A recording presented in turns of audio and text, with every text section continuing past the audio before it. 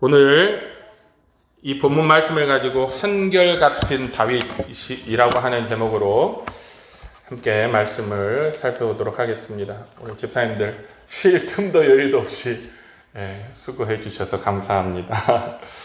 오늘 15절에 보면 다윗이 모든 백성에게 정의와 공의를 행할세 그랬어요. 이때는 언제냐면 다윗이 이제 모든 역경과 고난이 이제 물론 그 이후에도 있겠지만 그 광야의 훈련 기간이 다 끝나고 통일 왕국 이스라엘의 왕이 되었을 때 그의 통치를 이렇게 시작했더라 하고 설명하는 부분이죠. 하나님의 나라의 시작은 저는 그게 바로 정의와 공의라고 생각합니다. 사람들이 왜 천국에 가기를 원하냐? 여러 가지 이유가 있겠지만 저는 개인적으로 제가 천국을 사모하는 이유는 그 나라에는 정의와 공의가 반드시 서 있기 때문이라 저는 그렇게 천국에 대한 소망을 가지고 있어요. 그래서 저는 하나님의 나라의 특징은 바로 정의와 공의라고 생각합니다. 물론 이 정의와 공의는 사랑이 없는 면도칼처럼 아주 날카로워서 싹 베이는 그런 정의와 공의가 아니라 하나님의 사랑 안에서 실현되는 정의와 공의라고 저는 믿습니다. 사울의 통치 때를 보면 사울은 나라를 정의로 다스리지 않았고 공의로 통치하지 않았습니다. 사울의 그 일대기를 기록한 사무엘상을 보면 사울은 자기의 개인적인 감정이 앞서서 무고한 제사장들과 시민들을 죽인 적이 있고 자신과 가족들에 대해서는 무한히 관대했어요. 무한히 관대했지만 다른 이들에 대해서는 무자비한 폭정을 행사했습니다. 그래서 하나님께서는 사울의 통치를 종식시키고 그의 가문을 멸망시키셨죠. 반면 오늘 본문은 다윗이 나라를 다스릴 때 정의로 다스렸고 그 정의가 모든 사람에게 차별 없이 공평하게 적용되도록 공의로 다스렸다고 그렇게 말하고 있습니다. 이로써 우리는 왜 하나님께서 그토록 다윗을 축복하시고 다윗의 왕위가 예수 그리스도를 통하여 영원 무궁하도록 그렇게 그를 축복하셨는지 우리가 짐작해 볼 수 있습니다. 대체적으로 사람은 자리에 따라서 자기가 서 있는 자리에 따라서 행동이나 마음가짐이 달라져요. 목동일 때 다르고 이스라엘 군대 사령관일 때가 다릅니다. 광야에서 쫓겨다닐 때가 다르고 그리고 마침내 한 나라의 왕이 되면 더더욱 달라지는 게 사람들의 마음과 행동이겠죠. 그런데 우리가 다윗을 보면 다윗은 어떤 순간에도 그 마음이나 행위가 변함이 없이 꾸준한 거예요. 목동일 때에도 이스라엘 총사령관일 때에도 광야에서 쫓겨다니던 때에도 이스라엘 통일왕국의 왕이 되었을 때도 그의 말이나 그의 생각이나 그의 행동들을 보면 아주 일관적입니다. 왜냐? 그의 삶을 이끌어가는 원칙이 있었어요. 그게 뭐냐? 그게 바로 믿음과 순종입니다. 하나님의 말씀은 변함이 없었어요. 그래서 하나님의 말씀을 믿고 하나님의 말씀에 순종하며 사는 사람은 그가 어디에 있든지 어느 자리에 있든지 어떤 상황 가운데 놓여 있든지 하나님의 말씀을 믿고 그 말씀에 순종하며 살아가는 사람은 항상 변함이 없어요. 꾸준합니다. 하나님은 그런 사람을 축복하셔요. 요셉이 형들에게 팔려서 보디발의 집에 이제 노예로 팔렸잖아요. 그 가정에 가정 총무로 있을 때에나 그가 누명을 쓰고 감옥에 갇혀 있을 때에나 그의 모든 말과 행동을 보면 늘 동일하고 변함이 없습니다. 그런 요셉을 하나님께서 축복하고 지켜주셨어요. 그래서 성경 말씀에 보면 창세기 39장 3절과 23절에 반복해서 하나님이 뭐라고 말씀하셨냐면 여호와께서 그를 범사에 형통하게 하셨더라. 아버지의 사랑받는 아들일 때나 형들에게 팔려갔을 때나 누명을 쓰고 감옥에 있을 때나 그는 하나님 앞에서 늘 꾸준하게 변함없이 일관성 있는 그런 말과 생각과 행동을 보였던 거예요. 그게 진짜지요. 그래서 하나님께서 그를 축복하시고 모든 일 가운데 그를 형통하게 하셨더라 그랬어요. 다윗도 마찬가지입니다. 갖은 고생 끝에 한 나라의 왕이 되었지만 왕이 된다고 그가 변한 게 아니에요. 왕이 되었어도 그는 변함없이 믿음을 따라서 생각하고 행동하고 말합니다. 오늘 말씀이 그걸 우리에게 보여주는 것이죠. 15절에 다윗이 온 이스라엘을 다스려 다윗이 모든 백성에게 정의와 공의를 행할세. 왕이 되었다고 달라지지 않습니다. 상황이 바뀌고 환경이 달라졌다고 해서 다르게 행동하지 않습니다. 8장 전반부는 다윗이 어디를 가든지 하나님께서 그를 이기게 하셨다고 계속 반복해서 강조했습니다. 이것은 다윗에게 그냥 우연히 일어난 일이 아니에요. 언제나 어떤 상황에서나 변함없이 믿음으로 행동하고 믿음으로 하나님 말씀에 순종한 다윗에게 하나님께서 마땅한 복을 내려주신 것입니다. 저는 군대에 가서 우리 군 장병들과 지금 계속해서 예배를 드리는데 우리가 장병들에게 강조하는 것이 있어요. 상황이 어렵다고 해서 군대라고 하는 어렵고 힘든 상황이라고 해서 우리의 믿음이 바뀌면 안 된다. 언제나 동일하게 군대 밖에도 하나님이 계시고 군대 안에도 하나님이 계시고 좋을 때도 하나님이 나와 함께 하시고 힘들 때도 나와 함께 하시니 우리가 어떤 상황과 환경에서도 변함없이 하나님을 믿고 의지하는 거에는 변함이 없어야 된다. 마찬가지입니다. 우리 교회와 성도들도. 저는 바라기는 우리 교회와 성도들도 어떤 환경, 어떤 상황에 처하든지 변함없이 동일한 믿음과 동일한 순종으로 하나님께 축복받는 교회와 성도들이 되시길 주님의 이름으로 축원합니다. 16절부터 18절까지는 다윗의 통치를 도와서 나라를 이끌어간 이 조력자들의 이름이 기록되어 있습니다. 스루야의 아들 요압은 군사령관이요, 아힐룻의 아들 여호사밧은 사관이 되었고, 아히두베의 아들 사독은 제사장이 되었고, 아비아달의 아들 아히멜렉도 제사장이고, 스라야는 서기관이 되었고, 요야다의 아들 브나야는 그렛 사람과 블렛 사람을 관할하는 다윗의 친위대가 되었고, 다윗의 아들들은 대신이 되었더라 하는 그 내용들이 16, 17, 18, 3절에 기록되어 있습니다. 이들은 다윗의 최측근이죠. 최측근으로서 다윗이 이스라엘을 하나님의 뜻대로 통치할 수 있도록 힘을 다해 도운 그런 사람들의 이름이에요. 물론 이 사람들, 이 이름 외에도 우리가 뒤로 가면 다윗의 용사들이라고 해서 수없이 많은 이름들이 다윗을 도와서 나라를 세운 많은 이들의 이름이 뒤에 가면 정말 많이 기록되어 있습니다. 왜 여러분 이런 기록이 있을까요? 왜 이런 사람들의 이름이 기록된 게 있을까요? 여러분 사무엘상 사울이 이스라엘을 다스릴 때 그 기록이 있는 사무엘상에 보면 여러분 이런 이름이 기록된 것을 보셨습니까? 사울이 나라를 다스릴 때 누가 그 옆에서 도왔더라. 그런 기록이 없어요. 물론 국가의 형태가 아직 제대로 갖추어지지 않은 이유도 있겠지만 무엇보다도 사울은 사람 중요한 것을 몰랐어요. 그걸 우리가 어디서 알 수 있냐면 블레셋이 쳐들어왔을 때 이스라엘이 꼼짝 못했어요. 사울 자신뿐만 아니라 어떤 사람도 골리앗을 상대할 만한 사람이 없을 때 다윗이 짜잔 나타나서 골리앗을 물리치고 블레셋을 물리칩니다. 이스라엘이라고 하는 나라에서 다윗처럼 중요한 사람이 없어요. 반드시 필요한 존재입니다. 그런데 사울 왕이 어땠어요? 단지 기분 나쁘다는 이유로, 저놈이 나중에 가서 내 자리를 넘볼 수 있다라는 이유로, 어쩌면 내 뒤를 이을 왕이 될 수 있다라는 그 개인적인 감정, 그 이유로 어떻게 했습니까? 다윗을 죽이려고 쫓아냈어요. 그러나 사울과 달리 다윗은 하나님의 나라를 세워가는 것이 자기 힘으로 할 수 없다는 걸 알았어요. 그런 경험이 있잖아요. 다윗은 골리앗도 물리쳤어요. 블레셋도 물리쳤습니다. 그러나 막상 사울 왕에 쫓기는 몸이 되니 자기 혼자 도망다녀서 되는 일이 아니에요.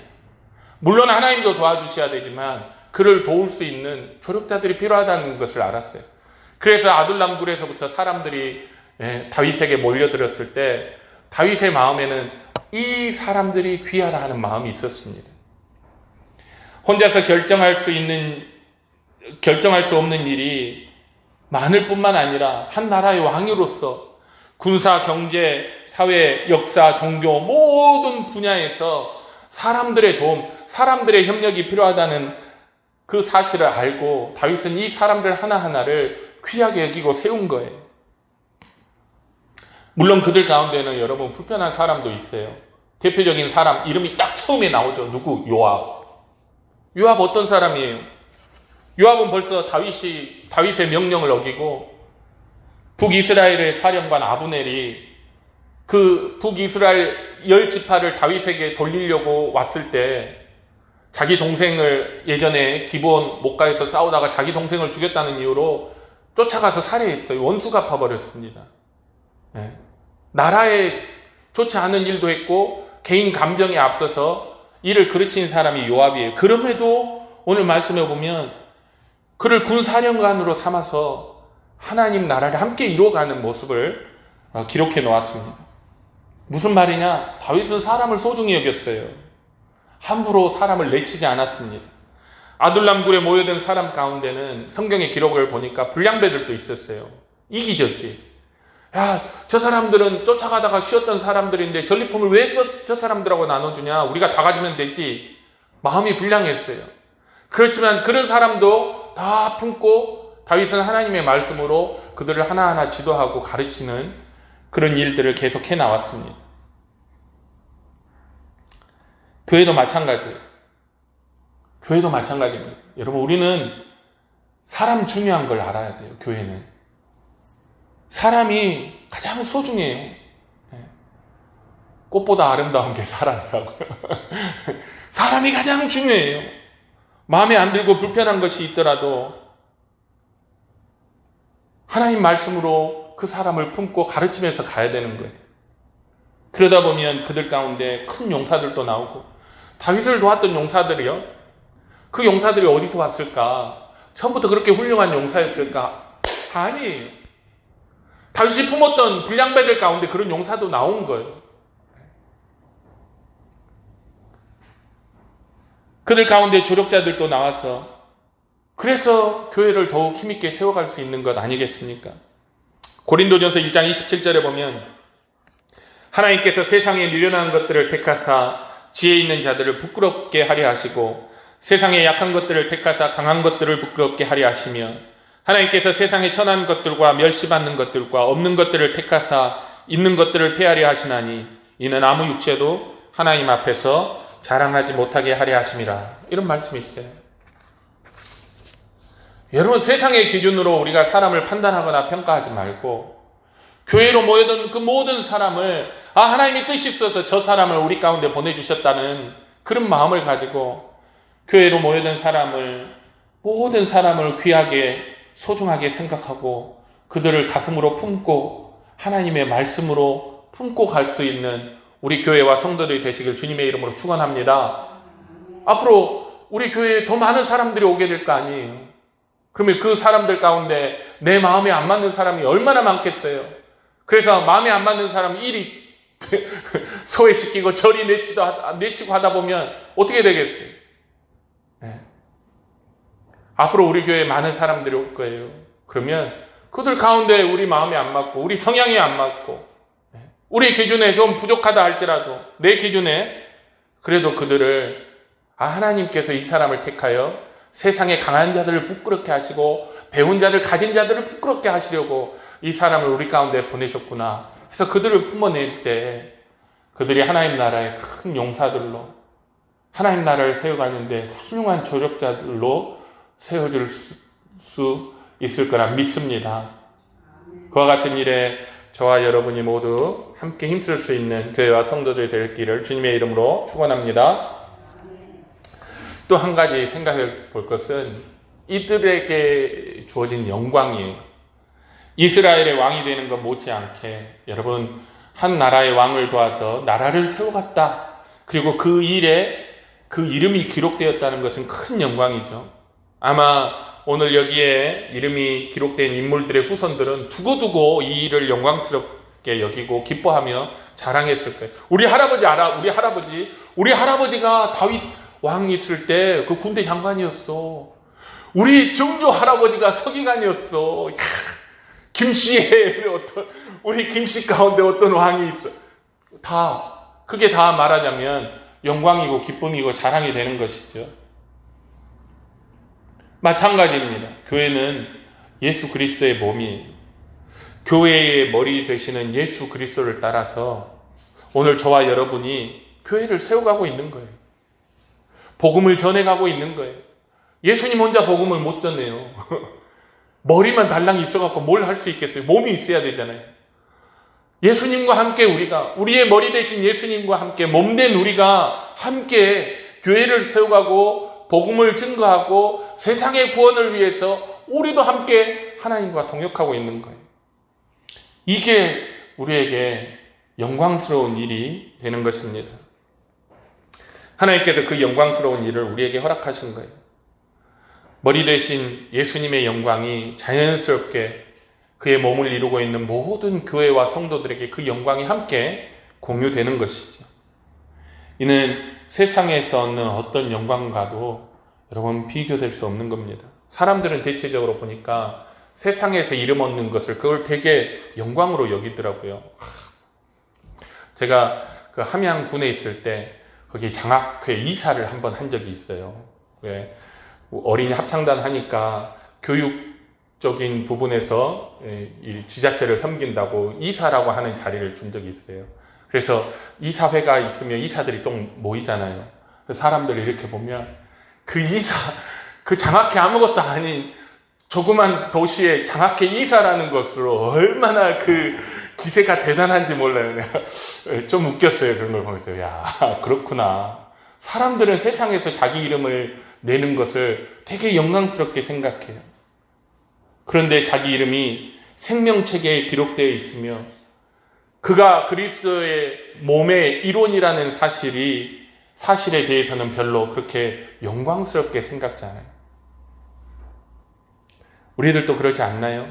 세상에서 내 직책과 내 지위와 사람들의 앞에 내가 인식되는 그 명성에 대해서 내가 되게 중요하게 생각하지만 내가 그리스도인이라는 것, 내가 사동교회 교인이라는 것, 예수 그리스도와 함께 교회를 세워가고 하나님의 나라를 이루어가고 있다는 사실에 대해서 우리는 별로 그렇게 영광스럽게까지는 생각하지 않고 있는 건 아닐까요?